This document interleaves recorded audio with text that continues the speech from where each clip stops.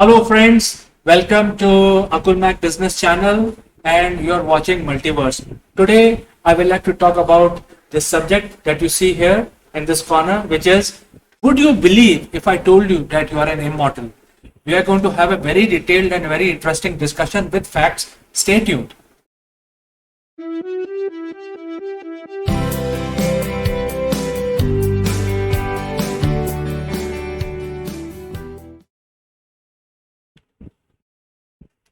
So, friends, when we talk about life, it is always associated with birth and death.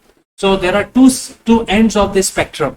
So, you have taken birth and you will die, and that is how we perceive life. And we are getting stuck all the time in this particular cycle of life and death. But is it really true? If I tell you that this is not true, there is no birth and there is no death, would you believe it? Well, let me give you some facts of what I'm talking about. Let's say when you say you or when I say me, it is not really me. My body consists of several organs, and these organs have these microorganisms called cell. These are small cells which has a life by itself, and they live in different colonies, and these colonies form different organs. And today, if you look at human body, it consists of nearly 70 organs. There are a lot of different types of cells which make your body. There are billions and billions of different types of cells who are living in sort of colonies. So liver is one type of cell living in a colony, heart is made of another type of cell, and so on. And all of these colonies are doing their own business without realizing what the neighboring colony is doing. For example, stomach, they don't realize, yet lot of cells take birth every day and lot of cells are removed every day from our body. So if you look at this picture of your body, then would you consider that individual cell also is alive, and while you call yourself as you or me as myself, it is not really me. It is the billions of cells which are inside my body. They are also living their life, and they are like any other living organism, isn't it? So this is one way of looking at it. But wait, there is more. All of these cells are made of chemicals, and these chemicals are eventually made of atoms. And the traditional model of the atom is that it's like this, where you have this solar system type model where the nucleus, which is in the center, is made of proton and neutrons, and the electrons keep rotating around the central mass. So this is a traditional body or a traditional model of an atom. So each of these atoms made these cells, which are individual living organism within our body, and these cells form different organs, and their organs basically form our body, which we call as us. However, how many atoms are there in the entire body? There are 7 septillion atoms in every human body. 7 septillion. I mean, you can't even count the number of zeros in this. So many atoms, and from where these atoms have come, I think that is another thing. So all these entities, when we look at the atoms, these entities have definitely come from somewhere. And how do you understand these atom itself? When you look at the atom, each atom has a lot of empty space. We know that. So if you look at the traditional model of the atom, the traditional model of the atom does not tell us the true nature of the atom, because it shows everything very close by. But in reality, atom has one nucleus, which is a central mass that has protons and neutrons. And if the size of the atom is comparable to size of a football field, then atom nucleus will be of the size of a pea, small pea in the middle of the football field, whereas electrons will be rotating outside the boundary of the football field. So there is so much empty space in an atom. If there are 7 septillion atoms in our body, it means that there are a lot of empty space in our body. So what we see ourselves as a person in flesh and blood, but really, if you look at this this way, I mean, from the point of view of atom, since atom has lot of empty space, it means our bodies should also have lot of empty space. But wait, stay with this idea. I have more to come. Well, we have changed the way we look at the atom, because the quantum physics, which actually explains the nature of the atom, says that the electron or proton or neutron are not really particles, but they are the wave functions. They are actually the quantum, realization, or the probable realization of the actual physical world.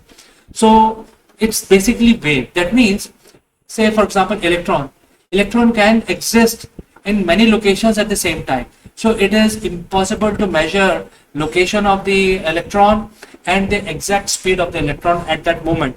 It is impossible. So as per the quantum physics, the scientists explain that the size of the atom is actually not an particle orbiting the nucleus. It's actually a charge cloud which engulfs the nucleus. So it's not the empty space. It is actually filled with charge cloud around the nucleus. So does that mean that the human body is made of charge mostly? If this is our point of view, then our body should look like this. We are made of charge, not the matter, because there is first of all a lot of empty space in the atom, and then that empty space is not really empty. It is actually filled with charge cloud, and therefore this empty space should have highest number of volume in our body. As you have noticed that the nucleus of the atom acquires only 0.0001% volume of that space, and rest and 99% mass. So you can imagine that if the most of the volume of our body is either empty or is made of some sort of a charge. But wait, there is more. Now let's talk about what are the key ingredients of building the human body. Now we are made of very simple material which is found everywhere in the universe, dime a dozen. And these are the four basic elements. 99% of our body is made of oxygen, carbon, hydrogen and nitrogen. 99%. So these are the atoms which are used to make 99% of our body. And let's look at from where this material comes. Let's look at hydrogen, which form nearly 10% of our body. From where this has come? This has all these hydrogen atoms which are found in our body, everybody's body, every living being's body, also in the rocks, planets and sun, etc. These atoms were formed at the time of the Big Bang. Soon after the Big Bang, the hydrogen atom was formed. And the same hydrogen atom is found in our body. So, in nutshell, the material, 10% of our body is made of hydrogen. That means 10% of our body, the material, has not taken birth. It was created once, and since then, for almost 13 plus billion years, it has been continuing and passing through one body to another body. So, if you consider hydrogen atom as a living being, then it has taken birth once and it has not died since then. So it is an immortal atom. Atoms are virtually indestructibles. What about other elements? When we talk about other elements, the other elements are carbon, nitrogen, oxygen.